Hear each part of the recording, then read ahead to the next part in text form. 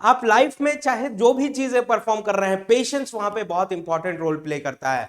आपका जब टारगेट आप डिसाइड करते हैं तो टारगेट डिसाइड करते समय खूब सारे रिसर्च करिए, आइडेंटिफाई करिए, चीजों को एनालिसिस करिए। लेकिन जब एक बार आपने टारगेट अपना निर्धारित कर लिया, उसके बाद आपको अपने टारगेट में शिफ्टिंग नहीं करना है। आपने टेक्निकल एग्जाम्स को चूज किया, उसके लिए आप प्रिपेयर कर रहे हैं, तो फिर कोई नॉन टेक्निकल एग्जामिनेशन आ जाता है उसके तरफ मत देखिए कि कोई बैंकिंग का जॉब आ गया, बैंक पीओ के एग्जामिनेशन आ गए, कोई नॉन टेक्निकल जॉब्स आ गया, उसके लिए मत भागिए। किसी भी एग्जामिनेशन के प्रिपरेशन के लिए एक सिग्निफिकेंट अमाउंट ऑफ टाइम जरूर रिक्वायरमेंट रहता है, और जितनी टफनेस टेक्निकल एग्जामिनेशन में है उससे ज्यादा टफनेस बैंकिंग में हो सकता है या फिर कोई अदर एग्जामिनेशन में हो सकता है।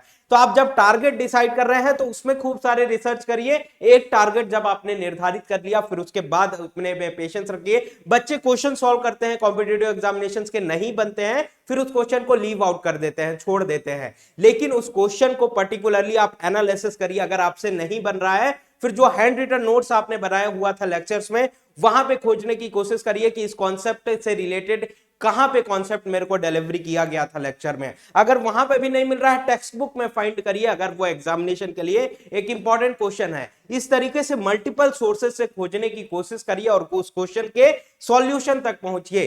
पेशेंस रखिए, क्वेश्चंस को सॉल्व कर रहे हैं जब, और किसी भी कॉम्पिटिटिव एग्जामिनेशन के लिए प्रिपेयर कर रहे हैं, तो patience is the key for the success. तो किसी भी तरीके का आपको डाइवर्जन नहीं होना चाहिए। आपने अपना टारगेट डिसाइड किया और आपको अपने टारगेट पे पूरा भरोसा होना चाहिए, अपने आप में भरोसा होना चाहिए। चीजें डेफिनेटली अचीव होंगी अगर आपने प्रॉपरली इनपुट उस टारगेट के लिए दे रहे हैं। तो किसी भी तरीके का शिफ्टिंग से दूर रहिए, टारगेट पे डेडिकेटेड रहिए, चीजें जरूर अचीव होंगी। Thank you very much, very very all the best.